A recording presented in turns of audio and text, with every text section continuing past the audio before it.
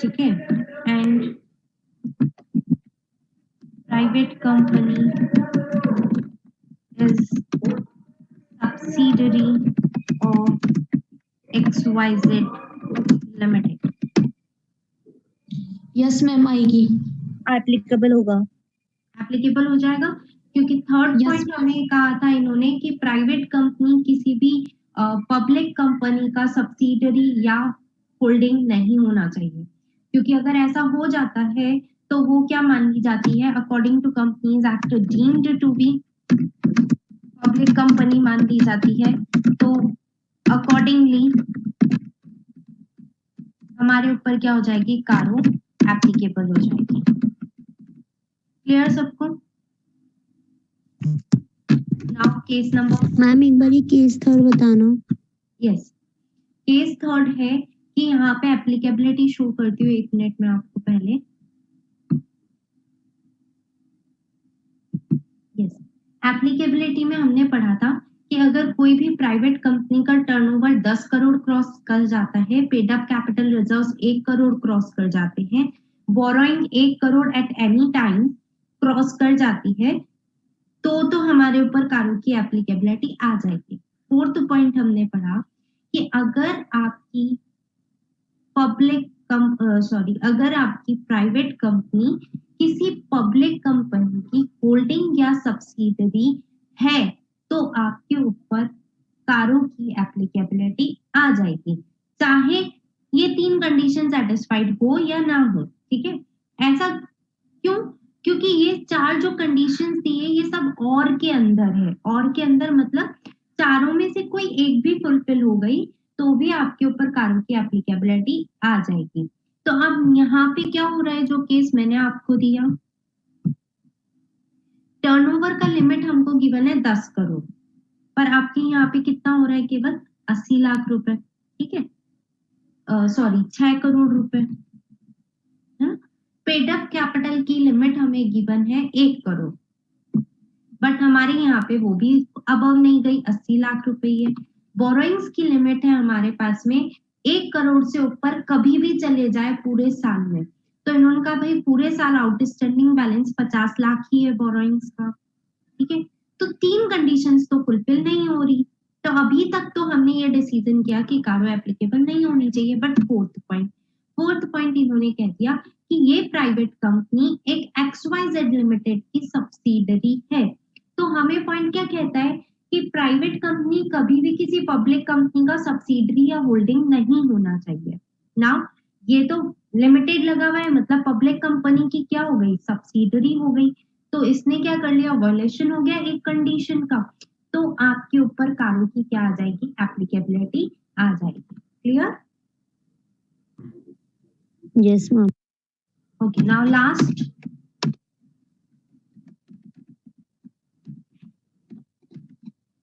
Case 4,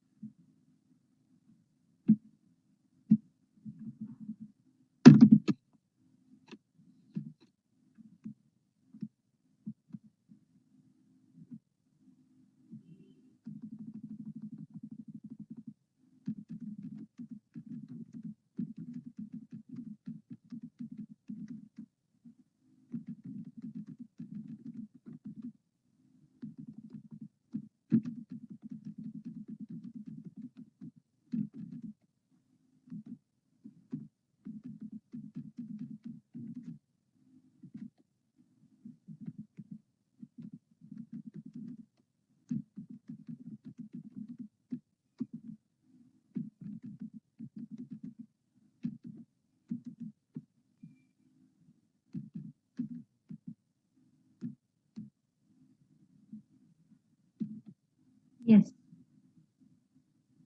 yes ma'am आएगी। आ जाएगी। हाँ ओके, आपका क्या है कि हमने एक पॉइंट पढ़ा था कि बोरोइंग्स 1 करोड़ से ऊपर चली जाती है तो एप्लीकेबल हो जाएगी। ये 1 करोड़ रुपए कभी भी होना चाहिए, साल में कभी भी। तो साल में नवंबर मंथ के अंदर कंपनी का outstanding balance of borrowing 1.5 crore चला गया, 1 करोड़ से ज्यादा चला गया, हमें कोई मतलब नहीं है कि एट द ईयर एंड आपका कितना था, ठीक है। एट द ईयर एंड से हमें कोई मतलब नहीं है, हमें मतलब है कि साल में कभी भी एक सिंगल डे भी आपका अगर ऊपर चला जाता है तो हम कारो क्या कर लेंगे, एप्लीकेबल कर देंगे। तो यहाँ पे आपकी कारो की एप्लीकेबिलिटी आ जाएगी केस 4 में। क्लियर सबको? कारो हमारा क्या हो गया, एप्लीकेबल हो गया। तो ये था हमारा पॉइंट कारो की रिलेटेड टू एप्लीकेबिलिटी का। आपको क्या करना है, ये केसेस नोट करेंगे कॉपी के अंदर, एंड एप्लीकेबिलिटी ऑफ कारो, ऑडिट रिपोर्ट के बाद में एक न्यू स्टार्ट कर देना, ठीक है। कंटेंट्स ऑफ ऑडिट रिपोर्ट के अंदर हम लोगों ने कर लिया था ये सारा डिस्कस, ओपिनियन डिस्कस किए थे। कंटेंट्स आप चाहें तो केवल हेडिंग्स लिख सकते हैं यहाँ पे, कि केवल आपने हेडिंग लिख दिया, सारी जो भी 12-13 हेडिंग्स थी हमारी। नाउ एप्लीकेबिलिटी ऑफ कारो के अंदर आप लिखेंगे कारो इज नॉट एप्लीकेबल। बताइए किस किस के ऊपर एप्लीकेबल नहीं थी? एक तो 1 person company, yes, small company, yes, section 8 company, कौन सी? Section 8 company, yes, section 8 company, insurance company, और insurance Yes. Company. Insurance company and banking company. Private company, private company की कंडीशंस थी साथ में, insurance company and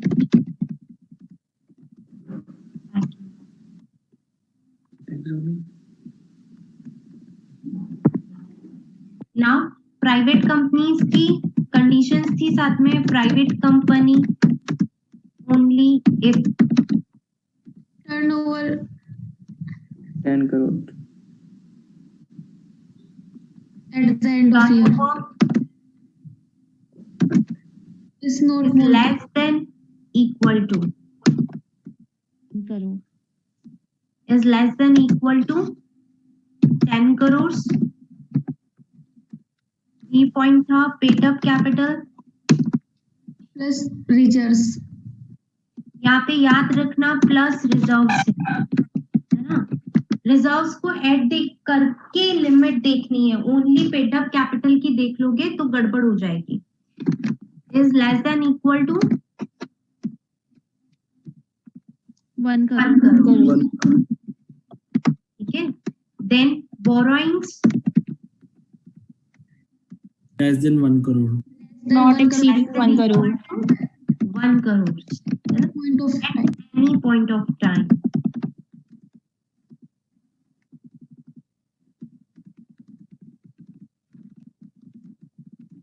During the financial year. And last, private company should not be associate subsidiary or holding of public company।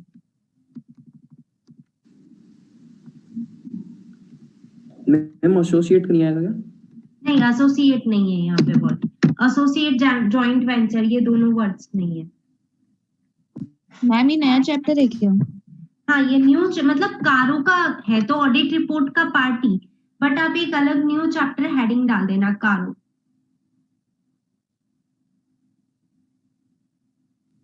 Ma'am ये हमारे module में तो नहीं है। मॉड्यूल के अंदर गिवन है आप लोगों के, मैं बताऊंगी आप लोगों को। जो audit report I think page last number 460, वहां पे गिवन है, बट पुरानी गिवन है ना, वहां पे पॉइंट्स कुछ अलग होंगे। 2016 वाली गिवन है वहां पे, ये आपको नोट करना है आपकी कॉपी के अंदर। मैम एक बार केस 4 दिखा दो। केस 4 दिखा देती हूँ। मैम केस भी अभी नोट डाउन करने हैं क्या? हाँ, केसेस भी नोट डाउन करने।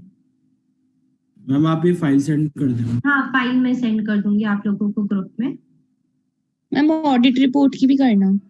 हाँ, साथ में ही बनी हुई है मेरी ऑडिट रिपोर्ट और इसकी पूरी आ जाएगी आप लोगों के पास में, नोट डाउन कर लेना। मैम हमें नोट्स कब मिलेंगे? नोट्स में सॉरी कल मैं बाहर थी, भूल गई थी, मैं आपको अभी सेंड कर देती हूँ हैंड टू हैंड ग्रुप के अंदर ना। अब प्रिंट का मैं बात करती हूँ सर से एक बार, वो बंदा क्यों प्रिंट्स नहीं दे रहा है आप लोगों को। मैं आज ही आपको बात करके बताती हूँ सर से। मैम हो गया। हो गया, चलिए ठीक है। तो ये हो गई हमारी कारों की एप्लीकेबिलिटी। जिनका नोट डाउन नहीं हुआ है मैं उनको फाइल शेयर करती हूँ, तब आप लोग आराम से नोट डाउन कर लेना, ठीक है। अब इसके बाद में हमारे क्या आ रहे, कंटेंट्स आ रहे हैं। 21 कंटेंट है। हम थोड़ा सा एग्जाम पर्पस से ही लेंगे इसको, क्योंकि हमारे एग्जाम में बहुत कम पूछी जाती है कारो, मेनली 2-3 पॉइंट्स ही पूछे जाते हैं, तो उनको हम इन डेप्थ पढ़ लेंगे। बाकी सारी चीजें मैं आप लोगों को यूं ही समझा दूंगी एक बार, है ना। इतना इन डेप्थ जाने की अपने को नीड नहीं है, क्योंकि एग्जाम पर्पस से पढ़ेंगे तो ज्यादा ठीक रहेगा। ये सारी चीजें फाइनल लेवल पे आती है, सीए फाइनल लेवल पे, तो वहां पे ही हम लोगों को पढ़ाई जाती है, तो हमारे लिए इतना रेलिवेंट नहीं है, तो हम इतना अंदर नहीं जाएंगे। ये 21 पॉइंट्स आप लोग आज क्या करेंगे, वन टाइम बस पॉइंट्स पढ़ने हैं, हाँ? कुछ ज्यादा नहीं पढ़ना, आप लोगों को देख लेना कौन कौन से पॉइंट्स हैं। हर एक चीज आपने पढ़ी हुई आपके लॉ के अंदर, ठीक है। जो कंपनीज एक्ट आपने पढ़ा है उसके अंदर इनमें से काफी सारी चीजें आप लोगों ने पढ़ी हुई होगी। तो यहाँ पे तो हमें सिर्फ उसके बारे में क्या करना है, रिपोर्टिंग करना है। तो जो पॉइंट्स हमारे लिए रिलेवेंट होंगे हम इन डेप्थ पढ़ लेंगे, और जो पॉइंट्स हमारे लिए इम्पोर्टेंट नहीं होंगे हम उसे इतने अच्छे से नहीं पढ़ेंगे, सिर्फ आपको वन टाइम समझा दूंगी। और एग्जाम डे पे भी आपको वो सारी चीजें कुछ भी पढ़ के जाने की जरूरत नहीं है, क्योंकि ये नहीं आएगी चीजें। जो पॉइंट्स आएंगे वो मैं आपको नोटबुक के अंदर नोट डाउन करा दूंगी, ठीक है, ताकि हम एग्जाम टाइम पे हमारी नोटबुक पक्का पढ़ के जाएंगे, तो वो चीजें हमारे रीडिंग में आ जाएगी। बाकी के पॉइंट्स हैं जो ये कंटेंट्स हैं, नोट्स में से जब भी आप फ्री हो वन टाइम उनको रीड कर लेना, इससे ज्यादा पढ़ने की इसको जरूरत नहीं है। क्लियर? तो कल हम डिस्कस करेंगे हमारे कारों के पॉइंट्स, और कल साथ में हम एक ऑडिट रिपोर्ट भी मैं आपको बताऊंगी कि रियल ऑडिट रिपोर्ट कैसे बनती है। तो कल हमारा ऑडिट रिपोर्ट का चैप्टर क्या हो जाएगा, कंप्लीट हो जाएगा। देन परसों से हम जो स्टार्ट करेंगे वो होगा एकदम न्यू टॉपिक, इंटरनल कंट्रोल से रिलेटेड और कंपनीज एक्ट से रिलेटेड, ठीक है। यानी अब जो हमारा स्टार्ट होगा इनका प्रीवियस वाले चैप्टर से कोई भी लेना देना नहीं होगा, सब अपने अपने अलग चैप्टर से, और सारे ही चैप्टर्स आपके मोस्ट इंपॉर्टेंट रहेंगे। तो अच्छे से यहाँ तक का जो कल तक का है वो ऑडिट प्रोसेस के बारे में हर एक चीज इन डेप्थ हमने क्या कर ली है, रीडिंग कर ली है, सारी समझ ली है। तो एक बार आप लोगों से रिक्वेस्ट रहेगी कि आज या कल जब भी आपको टाइम मिलता है 1-1 घंटा बैठ करके पूरी ऑडिट को रीड कर दो, ठीक है। तो इससे क्या होगा, आपके माइंड में अच्छे से ऑडिट सेट हो जाएगी, कोई भी प्रॉब्लम आती है तो अपन उसे डिस्कस करें। ओके मैम ये रिकॉर्डिंग अभी अपलोड कर देना। हाँ मैं अभी अपलोड कर रही हूँ।